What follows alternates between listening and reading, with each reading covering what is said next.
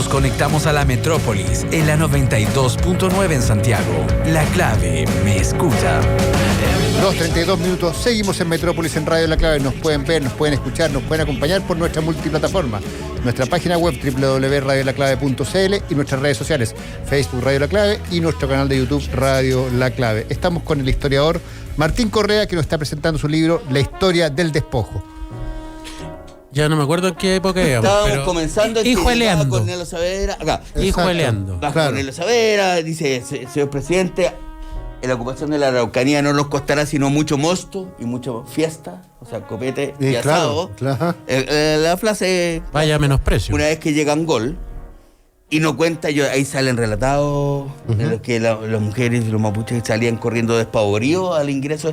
Estamos hablando de un ejército de 800 personas, con todos sus pertrechos, fuertemente armados. El río Imperial, el Mayeco, todos navegables, y ahí bajaban los barcos con No armas. solo eso, Martín, estaba hablando de un ejército de esa característica, de alguien que se suponía que era amigo. Era, claro. Además.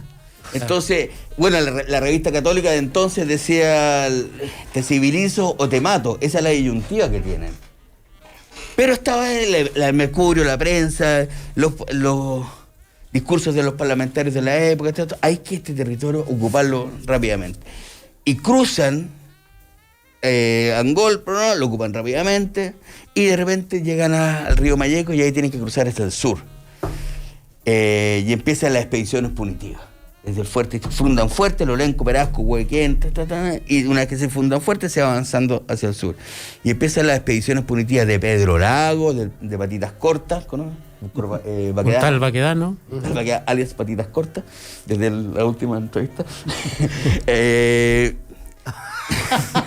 Porque le mostraron una foto y patitas así. Es verdad. El general Pinto ingresan a Esta es la etapa de 1860, pre-guerra del Pacífico. Todos estos personajes hicieron sus primeras armas en el Gualmapu. El territorio mapuche. Las primeras armas. Efectivamente. Claro, o sea, no. Literalmente. Y de ahí partieron hacia allá. Pero eran los mejores cuerpos del ejército, no eran de milicos locos que tiraron. No, estamos hablando de un ejército en forma, con su pertrecho. Ingresan y vuelven, ingresan y vuelven, ingresan y vuelven. Y lo que hacen en las expediciones punitivas es quemar 2.000 rucas en una sola expedición. 2.000 rucas, güey. Quemar las cementeras de trigo, raptarse todos los animales. Para que además se murieran de hambre. En definitiva, para ganar la guerra. ¿Y por qué se gana una guerra? ¿Cómo se gana esa guerra? Con hambre, güey. Y con violencia. Entonces, cuando el día se hace... el origen de la violencia está ahí. Y eso no se cuenta, no lo cuentan en las universidades, en los colegios, en los liceos, en ninguna parte. Se habla del mapuche como Galvarino, Guacolta, que le tira al agua, pero no se habla de Loncoquilapán, de Mañilhuenu, que fueron los líderes de los huechafes que resistían al territorio. ¿Te puedo agregar algo que siempre me ha llamado la atención? Son un pequeño paréntesis. Un pequeño paréntesis a propósito que tomas el concepto de la violencia. Y que es el siguiente. Y a mí me cuesta imaginarme algo más violento, no solo que esta cosa de sangre y fuego, que ya es suficientemente violenta, que causar hambre a un pueblo, que ya es violento, que tratar de destruir a un pueblo, que ya es violento, sino esto es como que alguien invadiera la India con el objetivo de matar vacas, de poner un matadero. Porque tú entras al territorio mapuche, donde un pueblo que tiene una cosmovisión, que se trata de vivir en comunidad con la naturaleza, de no tocar la naturaleza, de no aprovechar la naturaleza como pensaría el terrateniente habitual del mundo occidental, sino de respetarla, mantenerla, de su relación con el árbol, de su relación con el agua, de su relación con la montaña. Y no solo entras y lo usurpa la tierra, sino que dice, y además, weón, es tanta mi violencia y tanto lo que me cago en tu mirada del mundo, que voy a entrar para destruir la naturaleza. O sea, no puede ser más redondo. La tierra, a trabajar, a rentabilizar, la tierra. No me imagino una agresión mayor a una cosmovisión como la mapuche, que además te voy a cortar los árboles. Y lo que hablábamos hace un ratito. Y eso forma parte de la memoria actual. Claro. Cada familia, cada loft, cada territorio sabe hasta dónde llegaban sus deslindes, por dónde entró el ejército, por el paso de la mula, y ahí plantaron banderas, y lo que hicieron ahí, llegaron a la gente para arriba, quemaron todas las rucas, cuentan la historia de que una guaguita se quedó en un copul, que es como cuna, y que salieron, lo alcanzaron y vieron quemarse la ruca. Bueno, pero una violencia que está... Perdón, Martín, lo que estoy diciendo es que aún hoy, No, claro. porque uno puede decir, ya, ¿sabéis qué? Los mates o los que sea, tienen la tierra que legítimamente pertenece al pueblo mapuche, pero ya por último, digo yo, hubieran puesto una hueá para vender pan o para vender sándwich. Además, la lógica de la ocupación se trata de ir directamente contra el centro mismo de tu cosmovisión. O sea, me voy a instalar acá en la tierra que te correspondía a ti y además te voy a hacer parir todos los árboles. Yo sé que en la lógica moderna los árboles se pueden plantar y vuelven a nacer y todas esas cosas, pero es el ataque a la línea de flotación de la cosmovisión mapuche. Y de la economía y de la supervivencia cultural y material. Cuando ingresa el ejército, voy a volver, Vuelve. detrásito va Teodoro haciendo hijuelas, parcelas de 500 hectáreas colindantes entre sí, y se van rematando. La ley de 1866 de erradicación decía que la comisión radicadora se iba a trasladar al territorio mapuche, se iba a ir a cada comunidad y se iba a juntar con los vecinos, iban a reconocer los deslindes de lo que ocupaban y todo lo demás. Eso se le reconocería en un título de merced, que es un regalo en el español antiguo, no es el reconocimiento de la posesión con ánimo de señor y dueño como es del dominio. Se me salió mi estudiante de Derecho, que fue alguna vez. Y lo demás se declarará baldío, sobrante, fiscal y rematable. El proceso de erradicación empieza una vez que se ocupa militarmente la Araucanía. Hasta de 1882, de 1862 se avanza a la frontera del Mayeco al Traiguén y fundando fuerte. De ahí el Cautín fundando fuerte y ahora se arriba Lonquimay y Curacautín fundando fuerte. Todas las ciudades, como bien lo decía Felipe, nacen de los fuertes. Se ocupa todo el territorio y se empieza... En una lógica, perdón, para entender, para saber si estoy entendiendo bien, que es, ¿te quito la tierra?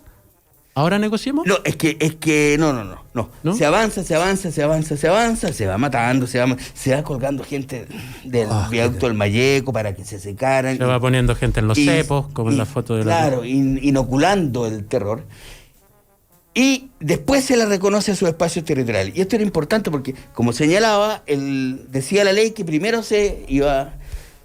Pero los remates empiezan en 1878. Mucho antes. 14 años antes, 15 años antes. Entonces, cuando se reduce el territorio y se entregan los títulos de merced y se reduce el territorio de 10 millones de hectáreas a 500.000 hectáreas, tú ves los planos de los títulos de merced y ya tienen un particular al lado. O sea, no se reconoció primero la propiedad, sino que se remató primero. Claro. En hijuelas colindantes, 14 hijuelas colindantes, la hacienda Huillileo de los Edwards, 14 hijuelas colindantes en Las Cardas, Juan Macay en Chihuahua, el Fundo Chihuahua, 16 hijuelas colindantes cada una aquí. Los José Bunster, el rey del trigo, 80.000 hectáreas. Y con colindancia que una línea recta de 228 grados suroeste. ¿Cuándo los mapuches colindas? Por quebradas, por ser. Entonces ahí se produce el despojo. Y ahí se producen las pérdidas de las tierras antiguas. Así, cuando los mapuches dicen nosotros nunca vendimos, nosotros nos usurparon las tierras, es verdad. Es el proceso. Es verdad. Entonces se pierde todo ese territorio y la demanda actual y la demanda durante el proceso de reforma agraria fue la recuperación de las tierras antiguas. Así es. Aquí está el origen de la propiedad. Es como esto ya como para concluir, o sea, las empresas forestales dicen nosotros tenemos papeles, nosotros compramos, ya está. Pero si tú te roban tu auto, por decir una cosa muy nimia al lado de la pérdida del territorio, claro. Y de la ñuquemapu, de la madre tierra, y te encuentras 10 años después aquí en la esquina con tu auto y un viejito manejando, el auto es mío. No, si yo lo compré. Claro. Pero ese lo compró otro, pero un primero que te lo robó. ¿El auto es tuyo o del viejito? Del primer dueño original. ¿Sí? Entonces así pasa. Y esto, ojo, esto está documentado. O sea, no es algo que... fue la Comisión Parlamentaria de Colonización en 1911 a recoger todos estos datos. Y está en la Biblioteca del Congreso, el que lo quiera lo puede ver. Están los datos de la prensa, aquí están. Las denuncias, venían comisiones a denunciar esto. Están. Y Martín, las tierras que después ya de muchos años vuelve a tomarse y a repartir y a venderse a precio vil en la época ya de Pinochet con su Río Bío. con su yerno, movilizando todo. Esas son, además, ya las tierras que ya habían sido las achicadas Aquí de las reservaciones. Hacemos las reservas. La reserva, perdón. Aquí no, la reservación, estamos con los SIU. Y los mates. Acá hacemos un pequeño resumen, terminan con 500.000 hectáreas, pero la ley permite que se vendan en el interior. Y vienen los arrendamientos a 99 años, y vienen las corridas de cerco, y se pierden 100.000 hectáreas más. Durante el gobierno de la Unidad Popular y durante el gobierno de Frei Padre, muy distinto a Frei Hijo, se hace la reforma agraria y muchas de esas tierras se recuperan. Y se forman cooperativas, asentamientos mapuche, donde la calidad de la vida mejora notablemente, vuelven a tener zapatos, se crea el Instituto de Desarrollo Indígena, del instituto había capacitación, salían unos tractores a buscar el trigo que habían plantado las comunidades, unos tractores rumanos y comunistas, helados, bien poco taquilla, pero útiles. ¡Dura la weá, dura! Cagado frío los peños, pero el tractor andaba. Y te iba recolectando el trigo y se vendía y había suelta. Hasta que viene el golpe. El golpe que tiene un carácter. Esto no está en el libro, pero. Fuertemente racista. O sea, yo no quiero echar a pelear aquí, por de un lado por otro. Pero aquí los dueños de los fondos iban con carabineros, policías, decirle a ese, a todos los miembros de los asentamientos, de las cooperativas, lo hacían enterrar delante de las familias. Fue muy doloroso. Y eso implicó, entre otras cosas, que hubiera un silencio mucho. Cuando fue la comisión de Reti, a la familia Mapuche le costaba ir a hablar, porque era el mismo Estado que te ocupó, que te redujo, que te redujo, y ahora que viene te dio las tierras, después que te las volvió a quitar, y ahora que viene un golpe. Muchas de estas tierras que fueron recuperadas, se recuperaron, no sé, 180.000 hectáreas durante el proceso de reforma agraria,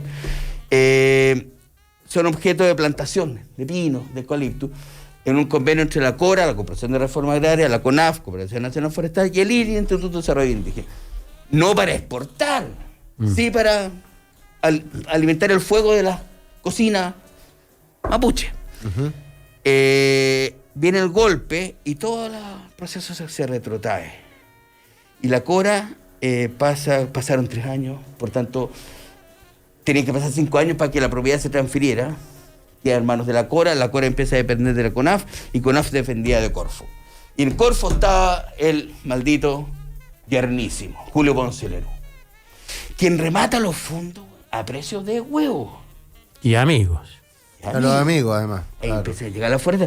Y de la mano con esto, el año 78, se dicta el decreto de ley 701, que dice que las tierras forestales son inexpropiables, que no tributan y que se bonifica el 75% de la plantación. Toma, o sea, habla de un negocio redondo. Toma.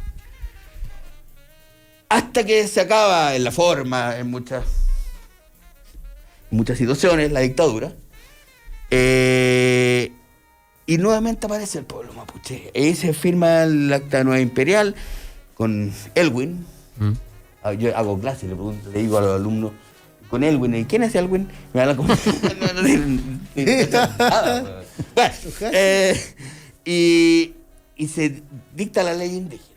El año 1993, porque Elwin dice, va a haber reconocimiento constitucional, se va a formar la Corporación de Desarrollo Indígena, la CONADI, y se va a dictar una ley indígena. El reconocimiento constitucional lo han hecho todos los candidatos, desde entonces hasta hoy día, como que va a suceder, cosa que todavía no hay, habiendo el 10% de la población autoidentificada como pueblo indígena, lo que es mucho a nivel latinoamericano. Y somos 2 países que no tienen reconocimiento constitucional, Chile y Uruguay, y los charrúas, todos sabemos la suerte que corrieron. Se dicta la ley indígena después de 900 congresos y se establece que las tierras indígenas, primero que quienes habitan este territorio son etnias, que es un concepto cultural, religioso, que habla de continuidad lingüística y que etimológicamente habla de los otros, las etnias. Los romanos eran el pueblo y los demás eran las etnias. Desde siempre fue así. Ellos, los otros, los distintos. Claro. Y se habla de etnia y no de pueblo porque la palabra pueblo implica territorio. Exacto.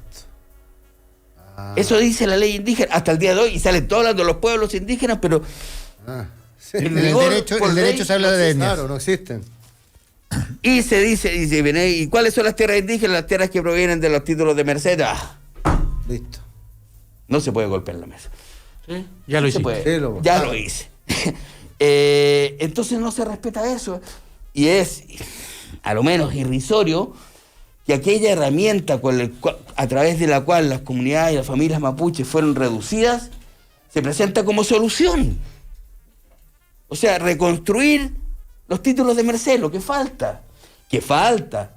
Porque ahí se vendieron muchas tierras, ya hasta hace poco, ahí apareció ahora el subsecretario Villa, los hijos de Longueira, todos tienen tierra mapuche ahí en la orilla de los lagos.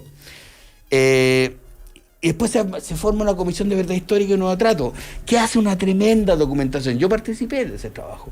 Y todo el Premio Nacional de Historia, todos participaban, y gente así, y uno como un humilde historiador con la pelada.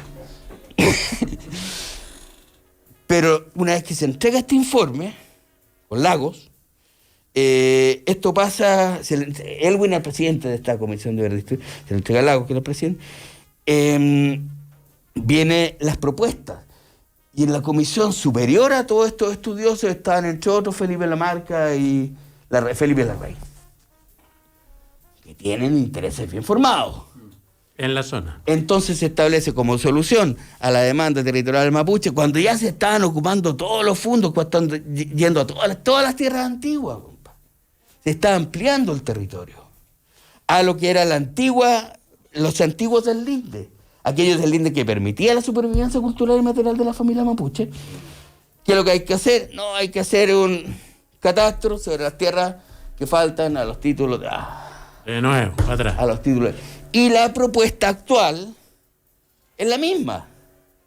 Sin embargo, los conflictos en Arauco, en Malleco, en Cautín, en la zona de Lanco, Panguipulli, la Nalhue, en San Juan de la Costa, y en Chiloé, con el Parque Tantauco, güey. Son tierras indígenas. ¿Sí? Pero no se reconocen. Entonces, en definitiva... Y se vuelve a decir, tantos años después, mire la foto, ahí están los bárbaros. Hay que civilizarlos. Martín. Entonces, yo creo que tiene que ver mucho con la voluntad política para enfrentar este problema. Yo me acuerdo una vez conversé con Jackson Chol, me pongo de pie, con el gran ministro de Agricultura de la época de Allende. Y del ministro secretario general del INDAP, con Frey primero, de la IC, partido que ya... La izquierda, claro. Claro, Fuerza Hoy, Poder Mañana. Haciendo hicimos juntos un trabajo sobre la reforma agraria y las tierras mapuche con Raúl Molina y con la Negra Yáñez, que tengo que nombrarla, y de repente él me contó que Allende le dijo: no soy muy bueno para él, pues, en la medida de lo posible, pero para Chonchol y Allende no. ¿Qué hacemos con los mapuches? Y Chonchol le dijo: apliquemos la ley de reforma agraria, po. Entonces, ¿qué hacemos? Le dice el enero y febrero y marzo 61 se produce el cautinazo. Se trasladan todos los organismos de gobierno, todos, con Serviu, Ministerio de Salud, Ministerio de Obras Públicas, Ministerio de Tierra, todo, con sus familias, y se instalan y hacen un plan de recuperación territorial y un plan de desarrollo respecto a había voluntad política. Esos son el periodo de las pocas imágenes, pero hay de Allende hablando en la tierra mapuche. En la película del Raúl Ruiz, ahora te llamaremos compañero. Martín, aquí tú en este libro plasmas toda la historia del despojo. O sea, después de esto hay un capítulo final. Así se produce la usurpación. A ver. Y también está, porque ya supongo que tenemos que ir cerrando. No, que te quiero hacer una pregunta. Y esto está mirado con ojos de un historiador. Con los ojos de un historiador y con la voz de los mapuches. Con la voz de los mapuches. O sea, la historia siempre, y yo creo que tú decías que la historia mapuche se va traspasando de boca en boca. No, de generación en generación. De generación en generación se van contando, pero nuestra cultura que hablo de los no mapuche. Hablo de tu cultura. No. Está bien, sí. San Juan, San Ignacio, digamos. San Juan, San Ignacio, tienen otra forma de traspasar y las cosas se van mirando con otros ojos. Porque yo voy a leer este libro, partí leyéndolo, pero claro, lo veo con los ojos de hoy día. Y los ojos de hoy día son distintos a los ojos de esta historia.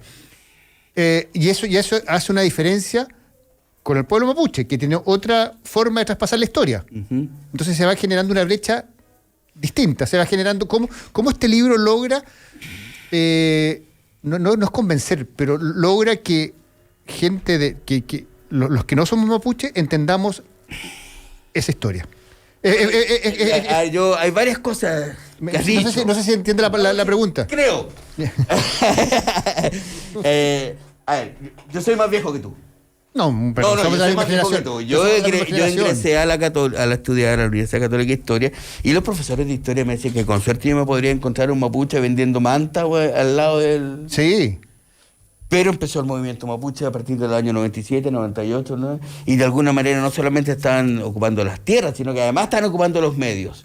Hoy día no hay niño que no sepa que existe mapuche, collas, seguita, aymara. A diferencia de lo que pasó con nuestra generación, Felipe. Sí. Es así. Es así. Entonces Así, ya hay un avance. Nosotros y yo- éramos tan huevones que, con respeto lo digo en buen francés, que íbamos a Punta Arena a ver el Palacio Brown y decimos qué lindo Bueno. lo que hicieron los Brown allá, cuando lo único que hicieron los Brown fue matar. Pueblo originario. Exterminar a todos los. Exterminarlo todo. Y que luego se trasladaron a Chiloé y se hicieron, porque esa otra parte otro capítulo de este libro, Este que libro. está ahí, se hacen dueños de las tierras de Chiloé, todas las tierras del sur de Chiloé, o sea, a través de engañosos mecanismos, se rematan las tierras, a un solo postor ponen un letrero en la notaría de Castro, Para cumplir con la normativa. a 80 kilómetros de Compu, Quetrumao, Huequetrumao, Yaldá, etcétera, sin avisarle a nadie, entre gallo y medianoche, y lo adjudica al juez compromisario Isaías San Martín, que después, 3 meses después, es nombrado abogado de la empresa. Y ese Típico chileno. actuaba como palo blanco de la sociedad explotadora de Chiloé, que viene después, que es de los Brown Menéndez, los mismos de la sociedad explotadora de Tierra del Fuego.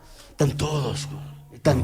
Qué terrible. Están todos vinculados, están todos vinculados. ¿Ah? Entonces- Claro, hoy día yo creo que es más fácil Sí, que por nuestros eso- hijos entiendan esta historia. Viene de cerca la recomendación, pero además tiene la gracia este libro, que es un libro amable, Ya, de en fácil. términos de lectura. O sea, no es un libro para sociólogos, historiadores, antropólogos exclusivamente. Ya. Si bien es contundente, su lectura es para que lo entienda cualquiera persona. Y siempre digo para Es que eso es lo importante. para que lo entienda mi mamá. Mi mamá me dice, oye, como si yo fuera tonta. No, es un ejemplito. No, pero es que eso es lo importante porque finalmente, si queremos lograr transmitir la historia, tiene que estar contada de una forma amable. Ahora, déjame inmiscuirme en esto y si entendí tu pregunta, darte mi visión aparte de la de Martín. Por eso hace un rato quería preguntarle y le pregunté a Martín, porque en el fondo tú puedes tener una visión distinta de lo que se hizo. Claro. Porque hay un sector de Chile que dice esto es lo que había que hacer, si había que matarlo a todos, Oye, y ya- ahora el país es mejor, no sé. Y había que desarrollarse. Pero lo que no puedes tener, como dice el viejo dicho, son datos distintos. Y estos son los datos oficiales. O sea, esto se hizo así, paso a Mira, paso. el mismo Cornelio Saavedra, aquí hay eso como que lo dice en algún momento, en una carta al intendente de Arauco, Hermógenes Pérez de Arce. Oh. Dios mío. Esto huelas a azufre. Qué miedo. En eso mismo, dando cuenta de la constitución fraudulenta, sin temor a equivocarme, puedo asegurar a usted que en general tales contratos, los de compraventa de tierra indígena, son simulados, que los terrenos que se embargan en virtud de ello o no son de los supuestos deudores o son baldíos y por consiguiente del Estado. La especulación no era mala, se buscaba cualquier persona que vistiese el chamal y hablase el indio, se le daba 1 o 2 pesos a fin de que asegurase ante un escribano ser dueño de grandes extensiones. Lo dice Cornelio Saavedra, no, pro mapuche. No. Nada. Entonces él sostiene que claro que se engañaba, pero los notarios estaban vinculados con las empresas, o sea, con la familia de entonces. Y eso está, cada uno de esos nombres está en este libro. Basta cualquier persona que vistiese el chamal y hablase el indio y lo metían adentro, y lo firmaban. La diferencia es que Cornelio Saavedra dice, muy bien aquí, y por consiguiente del Estado. O sea, las tierras no son indígenas, son del Estado. Entonces, hay particulares que se están haciendo dueñas del Estado, de tierras del Estado. Claro. Mi visión es que hay particulares que se están haciendo dueños de tierras mapuche. Y es efectivamente así. Y en ese sentido, yo, no sé, pues la invitación es a leerlo. Además que es como la historia de lo peor de Chile. Oh, Terrible, o sea, La espantoso. historia de la vergüenza. vergüenza. Y es una historia sobre todo negada, invisibilizada. Esto no se cuenta. Y esto lo puede saber cualquiera que quisiera, que tuviera la voluntad de hacerlo.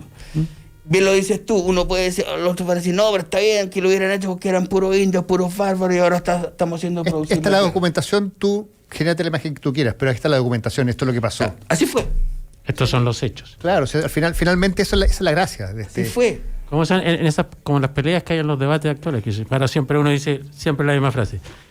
Tú puedes tener las ideas que quieras, pero no puedes tener hechos propios. Estos son los hechos. Los hechos son para todos lo mismo.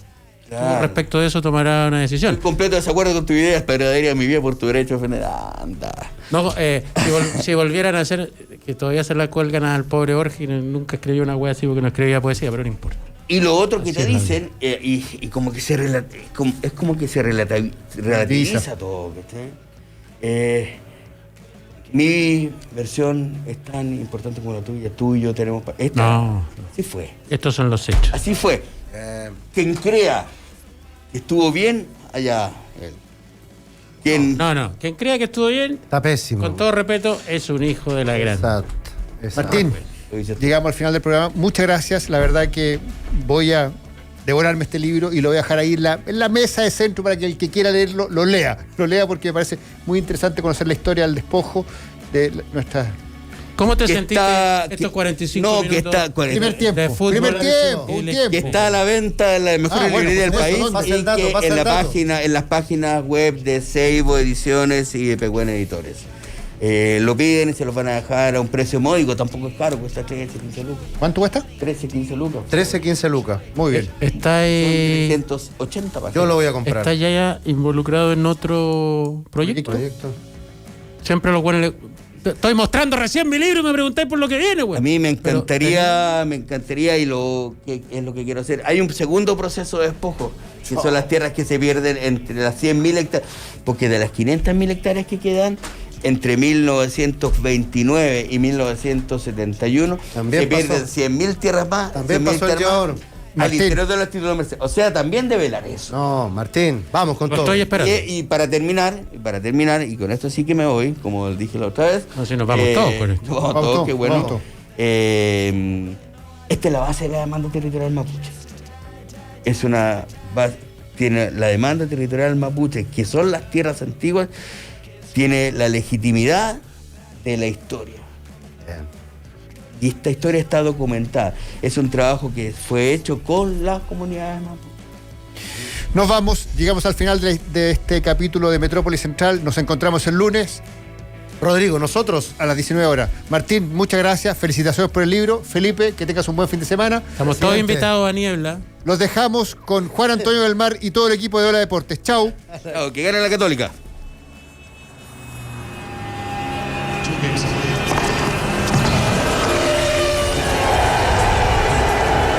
Esto fue Metrópolis, la conversación que marca la jornada.